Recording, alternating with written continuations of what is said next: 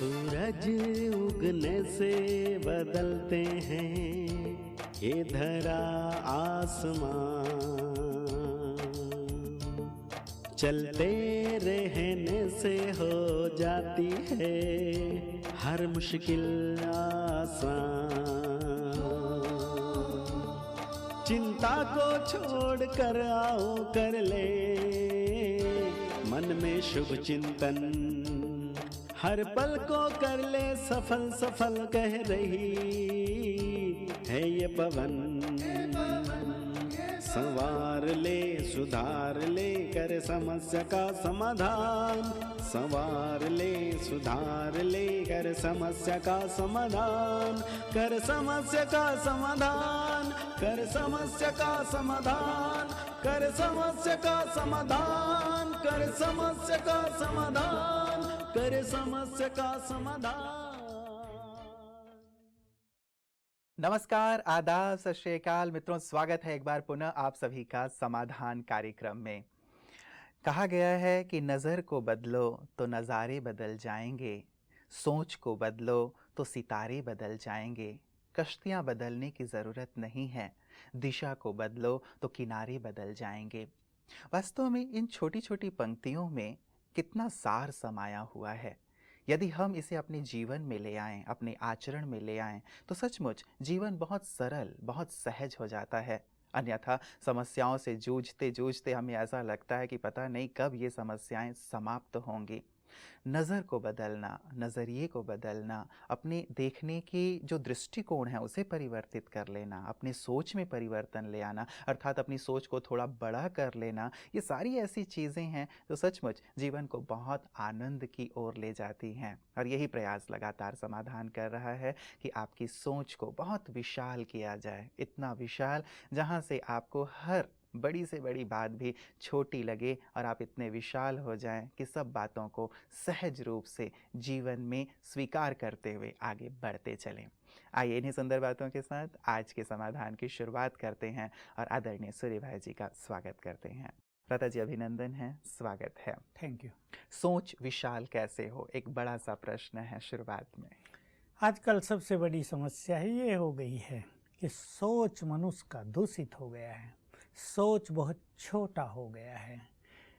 काला धन ही नहीं, काला मन हो गया है। इसके कारण अनेक समस्याएं जन्म ले रही हैं। और ये प्रश्न आपने बहुत ही सुंदर किया कि हम अपने सोच को सुंदर बनाएं, विशाल बनाएं। और सोच मनुष्य का आध्यात्म के द्वारा ही सुंदर होता है। सत साहित्य का कोई अध्ययन करे तो सुंदर विचार उसको मिलते हैं।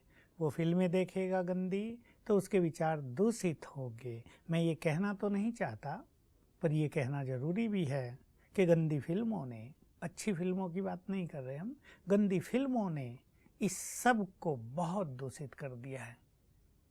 युवक ही नहीं, बूढ़ों के विचारों को भी दूषित कर दिया है जी।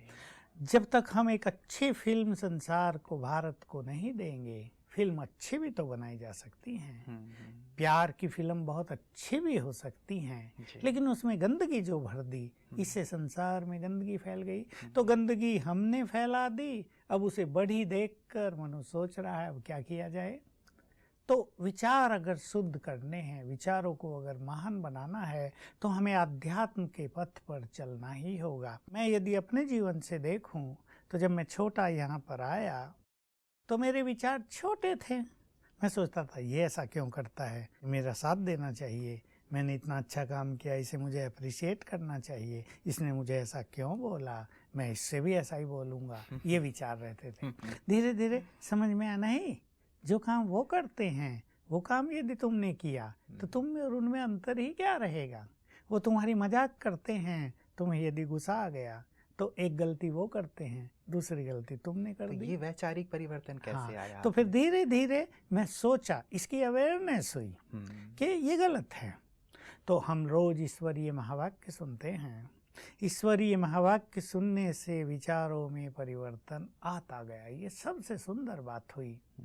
मैं सोचता हूँ लोग सवेरे उठते ही अखबार पढ़ते हैं, कोई तो टीवी खोल लेते हैं, कोई नेट पे बैठ जाते हैं, उनके विचार तो गंदे होने ही हैं। तो हमारे ईश्वरीय विश्वविद्यालय में रोज आँख खुलते ही परमात्म चिंतन से हम अपनी दिनचर्या शुरू करते हैं, तो विचार भी प्योरीफाई होने लगते हैं, जीवन के लिए दिशा ही कुछ और हो जाती है। फिर मुझे जो इसमें बहुत अच्छा फल प्राप्त हुआ, या मैं कहूँ कोऑपरेशन मिला, वो था स्वमान की प्रैक्टिस का। पहला स्वमान मिला, तुम आम मनुष्यों की तरह साधारण नहीं हो, तुम महान हो, तुम्हारा जन्म ही महान कार्यों के लिए हुआ है। ये बहुत अच्छी अवेयरनेस हो गई। इसको जैसे जैसे अपने अंदर लाया गया तो विचार सुंदर होते गए। तुम पूर्वज हो, तुम इस सृष्टि के श्रृंगार हो, ये बड़ी बड़ी अवेयरनेस स्वयं भगवान ने हमें दी।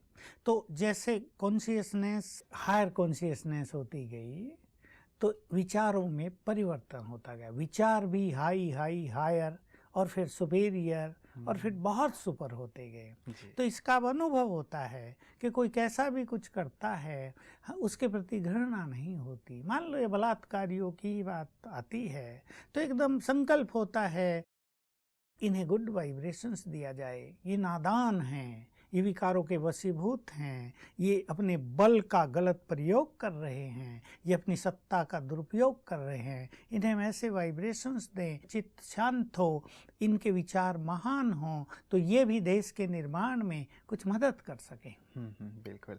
और ये सोच वास्तव में, जैसे ये महात्मा गांधी जी की बात हमेशा याद आ जाती है भ्राता जी, कि हम पापियों से घृणा ना करके पाप से घृणा करें। और इस प्रकार के यदि अच्छे स्पिरिचुअल वाइब्रेशन दिए जाएं तो निश्चित रूप से उनके अंदर भी जो एक अच्छा मानव है उसे जागृत करने में शायद हम सफल हो पाएंगे। इसलिए मैं फिर से याद दिलाना चाहूँगा अपने समाधान परिवार को और अपने सभी राजयोगी भाई बहनों को कि 10 मिनट सवेरे 6 बजे के आसपास, 10 मिनट शाम को, अब इस तरह के वाइब्रेशन संसार को दें कि ये पाप की बहती हुई धारा अब सूख जाए, अब हर एक का मन निष्पाप हो जाए, हमारे युवकों में पवित्रता के बीज अंकुरित हो जाए, वो अपनी प्योरिटी के महत्व को समझ लें। ऐसे प्योर वाइब्रेशंस 10-10 मिनट दोनों टाइम सभी देंगे तो निश्चित रूप से इसको रोका जा सकेगा। बिल्कुल। चलिए, हम सभी आप दर्शकों से ये अनुरोध करेंगे, कल परसों भी हम चर्चा कर रहे थे कि सुबह 6 बजे, शाम को 6 बजे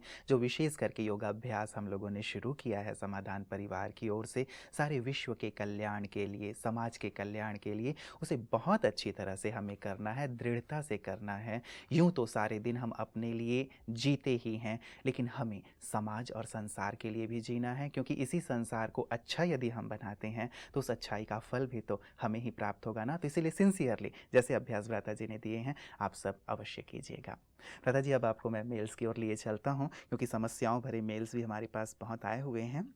ये पहला मेल भ्राता जी हमारे पास ममता जी ने भेजा है अलवर से। इनका मेल तो बहुत लंबा चौड़ा है, मैं इसे संक्षेप में आपको सुनाता हूँ।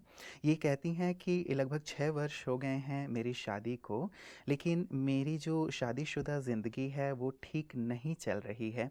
मैं नहीं समझ पा रही हूँ कि एक पत्नी के रूप में मेरा क्या रोल होना चाहिए। मैं घर में भोजन आदि भी बनाती हूँ, सारे कार्य करती हूँ, लेकिन फिर भी मेरे पति प्रसन्न नहीं रहते। जब भी हमारी बात होती है तो लड़ाई के साथ ही हमारी बात संपन्न होती है। वो लगातार मेरी जो कमियां हैं, कमजोरियां हैं वो देखते रहते हैं और मुझे टोकते रहते हैं। मैं कैसे अपने इस संबंध को ठीक कर सकती हूँ? और अंत में इन्होंने ओम शांति की जगह ओम अशांति लिख दिया है। मतलब मन में इतनी अशांति है कि उन्होंने लेखनी में भी वो अशांति आ गई है। सचमुच बड़ी दयनीय स्थिति कई परिवारों में ये हो गई है। देखिए, मनुष्य के संबंध जुड़ते हैं, वैवाहिक संबंध एक बहुत अच्छा संबंध होता है जिससे दो साथी जीवन की यात्रा को संपन्न करने के लिए एक अच्छी मंजिल पर पहुंचने और कितने अच्छे अच्छे सपने देखते हैं कि शादी के बाद हम ये करेंगे, ये करेंगे, बहुत सपने होते हैं। केवल वासनाएं इससे तृप्त नहीं होंगी, केवल संतान उत्पत्ति तो इसका एकमात्र ध्येय नहीं है, लेकिन जीवन तो एक लंबी यात्रा है, इसको सुखद बनाना हर एक का कर्तव्य है।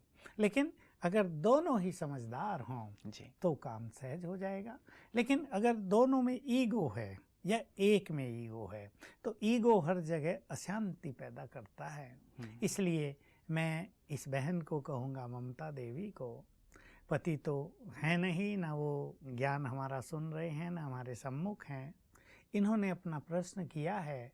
पहली बात मैं इन्हें कहूँगा, ममता बहन, आप अपने को बदल दो तो आपका ये संसार भी बदल जाएगा, आपका परिवार भी बदल जाएगा। स्व परिवर्तन से ही दूसरों में परिवर्तन आता है। जब इनकी बात का एंड लड़ाई से होता है तो भले ही उसका जिम्मेदार इनका पति हो, लेकिन कहीं ना कहीं ममता देवी भी तो इसकी जिम्मेदार होगी। अगर वो हर बात पे रिएक्ट न करे, अगर हर बात का वो गलत उत्तर न दे, उनके ईगो से इनका क्रोध न बढ़े, तो झगड़ा होगा नहीं। और ऐसा ये निश्चित कर लें, अपनी बातों को ऐसा रुख दें, मैं ममता बहन को कह रहा हूँ कि एंड जो है वो खुशहाली से हो। वो बुरा बोले, आप उस बात को हल्का लेके समाप्त कर दो।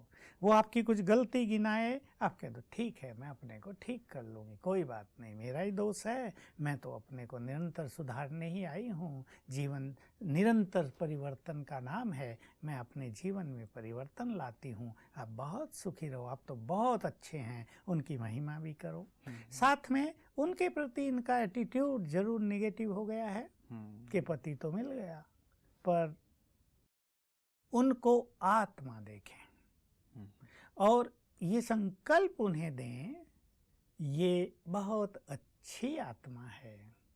अब तक जो इनके मन में घृणात्मक भाव, कैसा पति है, तंग कर दिया मुझे, कब इससे पीछा छूटेगा, पता नहीं कब परिवर्तन आएगा, कब हमारे अच्छे दिन आएंगे, ये नहीं, ये बहुत अच्छी आत्मा है। ये परवश है माया के, अपने अहंकार के। पढ़ाई का भी कईयों को अहंकार रहता है, मुझे ही झुक कर चलना है।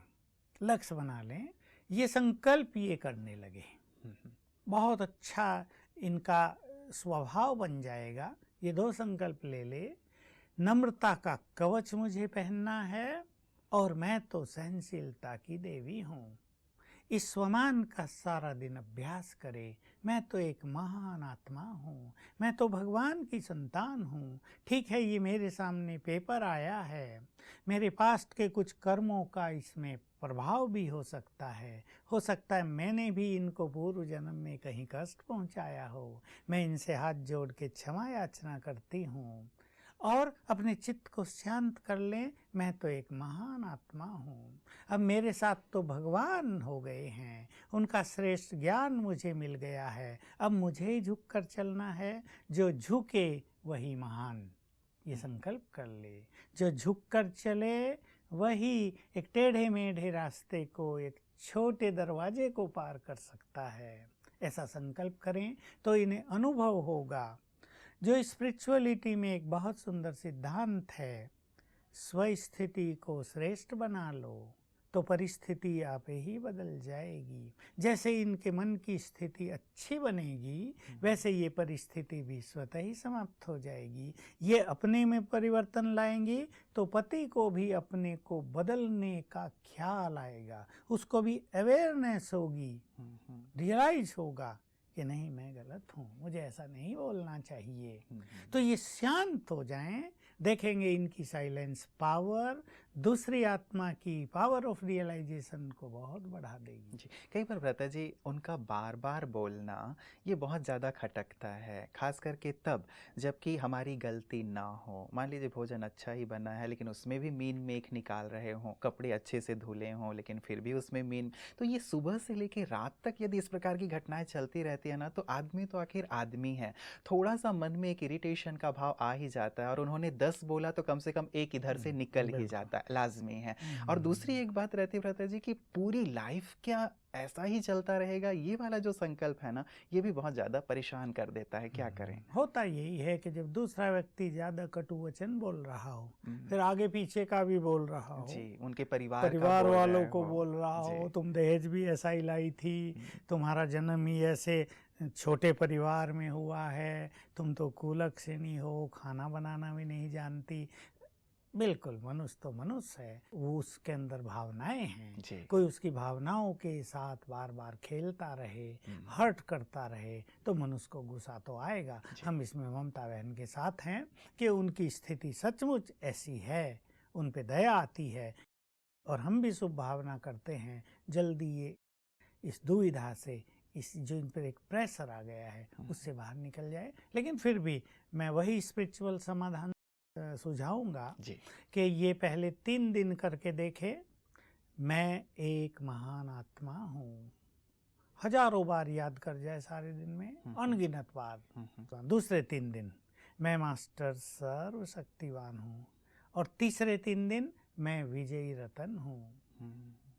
निश्चित रूप से इनके वाइब्रेशंस उनको बदल देंगे, इनमें बहुत पावर आ जाएगी और हो सकता है कि वही बदल जाएं तो इनको कुछ फेस ही ना करना पड़े, और अगर फेस करना पड़ेगा तो ये हंसते हंसते उनको पार कर लेंगे। जी जी, चलिए हमारी श्रेष्ठ कामना रहेगी भ्राता जी इनके लिए, ममता जी के लिए, कि जल्दी से जल्दी सारी स्थितियां परिवर्तित हो जाएं। भ्राता जी, हमारे पास लगातार परिवार से जुड़ी इस प्रकार की एक समस्याएं आती रहती हैं कि अभी शादी हुए 3 मास हुए नहीं हैं, 6 मास हुए नहीं हैं, 1 साल हुए नहीं हैं, खिटपिट शुरू हो गई, अलगाव शुरू हो गया। तो एक बहुत बड़ी बात बहुत सदियों से कही जाती रही है कि शादी का लड्डू ऐसा है कि खाओ तो भी पछताओ और ना खाओ तो भी पछताओ। आपका क्या विचार है, ये लड्डू खा के पछताना चाहिए या बिना खाए पछताते रहना चाहिए? अभी ये ऐसी चीज है कि जो नहीं खाते उनको लगता है लड्डू बहुत अच्छा होगा। जी, टेस्ट करने की इच्छा होती रहती है। इच्छा होती है, जो खा लेते हैं कहते हैं ये इतना अच्छा तो नहीं है। स्पिरिचुअल पावर में ऐसा इफेक्ट है कि इस लड्डू का सुख लिया जा सकता है। सभी के साथ तो ऐसा नहीं हो रहा है। बहुत सारे लोग अपनी मैरिड लाइफ को बहुत एंजॉय कर रहे हैं। हमारे पास ऐसे लोग भी आते हैं, दोनों आते हैं कि हम बहुत सुखी हैं, हम एक दूसरे से विचारों को मिला के चलते हैं। ये कुछ उल्टा सुल्टा बोलते हैं, मैं चुप रहती हूँ, और इन्होंने भी यही सोचा हुआ मैं कुछ बोल दूं तो ये चुप हो जाते हैं। एक अच्छी अंडरस्टैंडिंग है। तो एक म्यूचुअल अंडरस्टैंडिंग बहुत अच्छी हो गई है। हमारे बच्चे भी इससे बहुत खुश रहते हैं, और अगर पापा कुछ बोल रहे वो कहेंगे पापा चुप रहो ना, वो फिर उनके गुरु बन जाते हैं। मैं कुछ बोल रही हूँ तो मुझे चुप करने लगते हैं। तो एक अच्छा सामंजस्य परिवार में हो गया है। तो ऐसे अच्छे परिवार भी हैं, इसलिए इसको खट्टा लड्डू ही ना समझ लिया जाए कि मीठे की बजाय इसमें इमली डाल दी गई है। क्योंकि किसी ने एक बहुत अच्छा व्हाट्सएप पे एक मैसेज भेजा था भ्राता जी कि शादी से पहले तो पत्नी चंद्रमुखी लगती है, लेकिन बाद में ज्वालामुखी बन जाती है। और ये भी कहा था कि पहले वो कहते हैं कि मैंने प्यार किया शादी से पहले, फिर बाद में कहते हैं हाय ये मैंने क्या किया। तो ये वाली स्थिति बहुत ज्यादा देखने में आती है आजकल। देखिए, कलयुग का एंड है और बिल्कुल तमोप्रधानता की अति पहुंच गई है। उसमें मनोविकारों का प्रकोप होता जा रहा है। मनुष्य प्यार तो एक दूसरे से कर लेता है, लेकिन प्यार में एक बहुत खराब चीज़ आती है, एक्सपेक्टेशंस आ जाते हैं। एक दूसरे पे फिर डिपेंडेंसी हो जाती है, डिपेंडेंट होने लगता है मनुष्य, और इससे कमज़ोर होने लगते हैं। फिर वो प्यासी नज़रों से दूसरों की ओर देखने लगते हैं। इसलिए मेरी लाइफ में अगर स्पिरिचुअलिटी को भी जोड़ लिया जाए, भगवान को बीच में लाया जाए और ईश्वरीय ज्ञान लिया जाए, तो क्रोध भी कम होगा, ईगो को मनुष्य अपने पहचानेगा और अनेक चीज ठीक होंगी। मैरिड लाइफ तो चलनी है, अभी सभी तो ब्रह्मचारी हो ही नहीं सकते, संसार का खेल तो चलेगा। लेकिन एक बात जो भ्राता जी आप बार बार आह्वान करते हैं सभी का कि नहीं, अब पवित्रता की आवश्यकता है, अब ब्रह्मचर्य की आवश्यकता है, भगवान को इसकी आवश्यकता है, समाज को आवश्यकता है। इस टेक्स्ट में, इस संदर्भ में फिर क्या बात कही जाए? 100 में से हमें ऐसे 10 युवक चाहिए बस, जो भगवान के लिए अपने जीवन को कुर्बान कर दें, अपने मनोविकारों को कुर्बान कर दें। बाकी 90 तो फ्री हैं, वो ये शादी का लड्डू अवश्य खाएं, लेकिन इस लड्डू में सुख हो, ये कला राजयोग की वो अवश्य सीखें। क्या हमें ऐसी कामना नहीं करनी चाहिए भ्राता जी कि 100 में से 100 ही आ जाएं और पवित्र और ब्रह्मचारी जीवन जिएं? ऐसी कामना हम कुछ समय के बाद करेंगे, जब हमारे इस महान कार्य को सारा संसार स्वीकार कर लेगा, जब इस धरातल पर पवित्रता की वेव्स लहराने लगेंगी, जब हर घर पे शिव बाबा का झंडा फहराने लगेगा, तब नो डाउट 100 में से 100 युवक, तो मैं युवकों को तो जरूर कहूँगा, 100 में से 100 युवक पवित्र बनकर भारत को स्वर्ग बनाने के कार्य में तत्पर हो जाएंगे, और ग्रस्त वाले भी कम से कम 50% इस महान कार्य में लग जाएंगे। चलिए, उस शुभ दिन का हमें इंतजार रहेगा भ्राता जी। भ्राता जी, अगला मेल हमारे पास आया है, ये इन्होंने अपना नाम तो नहीं लिखा है, ये कहते हैं कि Om Shanti, I'm in Gyan since last 2 years. Bhaiji, there was a person in my life before Gyan who mentally tortured me a lot, and because of that frustration only, I came into Gyan. Now I want to forgive that person, but I'm finding it very difficult forgiving him. Whenever I try to forgive him, whatever he has done to me comes in my mind, and I feel like crying. Bhaiji, please tell me what should I do so that I can easily forgive and forget him. बात वही आ गई भ्राता जी फिर से. बहुत सारी कन्याएं ऐसे कहीं चक्करों में फंस जाती हैं जी, क्योंकि जैसा हम बार बार कहते हैं, वासनात्मक प्यार मनुष्य को अंधा बना देता है और न वो ये देखती कि उसका घर कैसा है, दर कैसा है, और ज्यादातर धोखा ही मिलता है, इसमें धोखा मिलता है. न उन्हें ये पता कि जो लड़का तुमसे प्यार कर रहा है वो 5-7 से औरों से भी प्यार किए हुए है कि तुमसे शादी मैं ही करूंगा, सबके लिए मैं ताजमहल बनाऊंगा. बिल्कुल ऐसे. तो इससे कन्याओं को बहुत धोखा मिलता है और कन्याएं डिप्रेशन में आती हैं, फिर मरने की सोचती हैं. शादी हो भी जाए तो उदास रहती हैं. घर में मम्मी पूछती है, बेटी तबीयत तो ठीक है? मम्मी है तो ठीक ही, क्या जवाब दे बेचारी, लेकिन याद वो रहता है. तो जहाँ ऐसा धोखा मिलता है, सचमुच उसको फॉरगेट एंड फॉरगिव करना बहुत कठिन काम होता है, क्योंकि युवक वैसे ही बहुत सेंसिटिव होते हैं.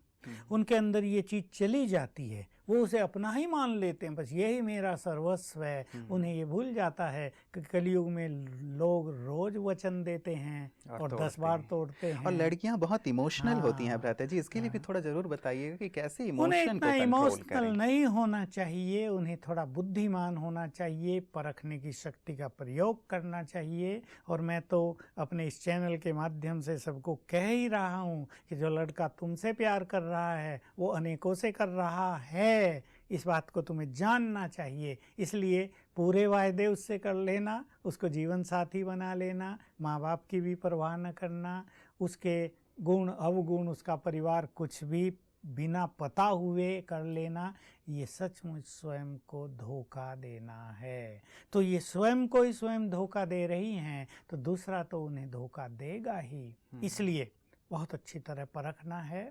और वही जो हमारे भारत की परंपरा है, शादी माँ बाप कराएं.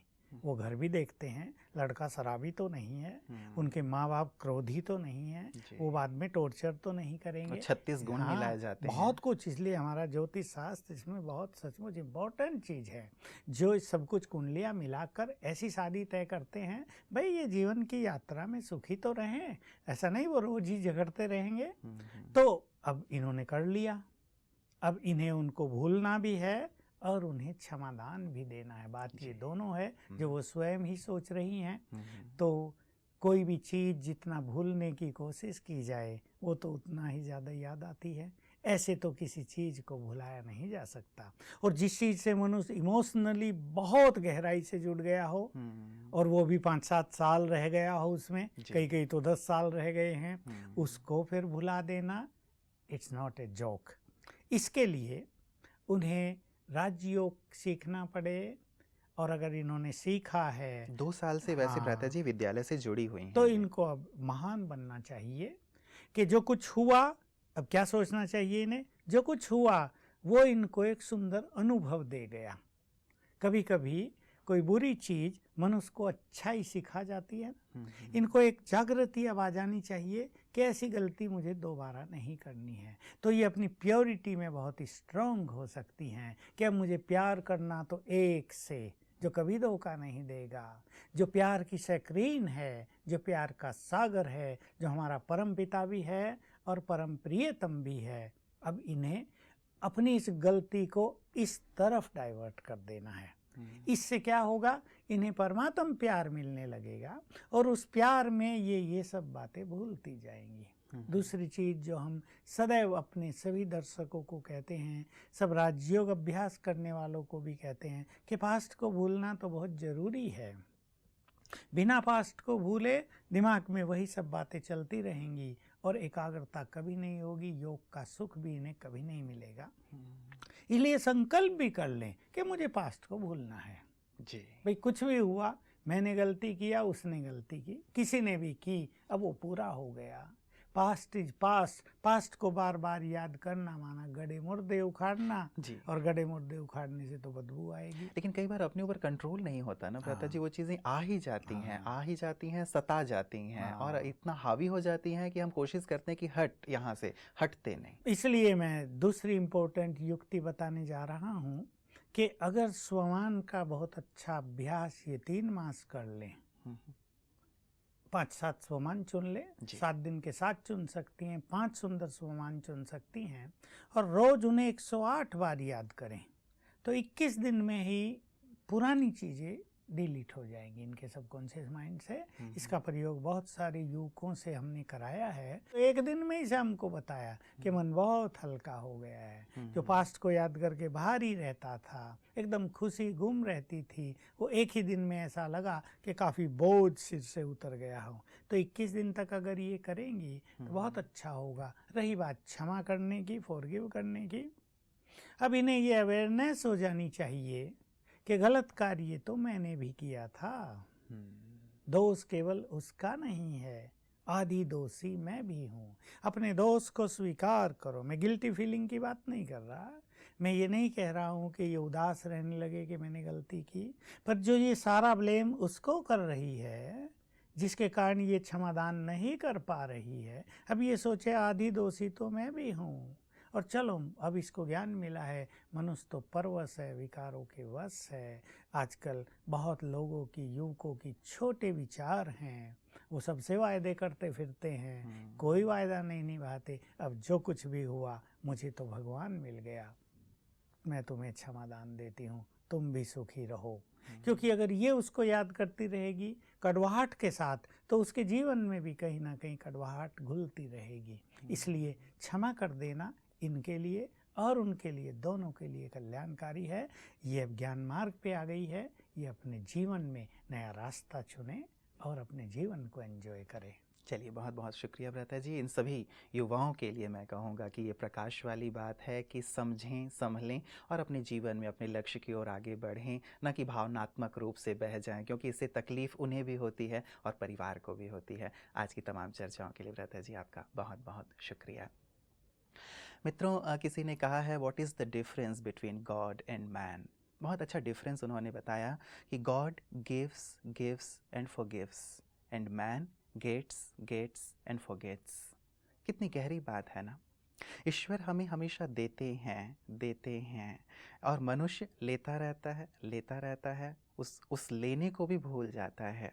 परमात्मा पे हम कितना ध्यान देते हैं, जो हमेशा हमें दे रहे हैं, हमारी तमाम गलतियों के बाद भी हमें माफ़ कर देते हैं। और मनुष्य के साथ हम कितना एक्सपेक्टेशन रखते हैं कि ये मुझे सब कुछ दे, लेकिन वो लेता रहता है और हमारी हर प्रकार की जो अच्छाइयाँ हैं उन्हें भी भूल जाता है, हमें छोड़ जाता है। विचार हमें करना है, हमें किसे ज़्यादा तवज्जो देना है, हमें किस पर अपना ध्यान एकाग्र करना है, वो जो हमेशा हमें दे रहा है उसकी ओर, या उसकी ओर जो हमसे केवल ले रहा है और ले करके भी हमें ठुकरा रहा है।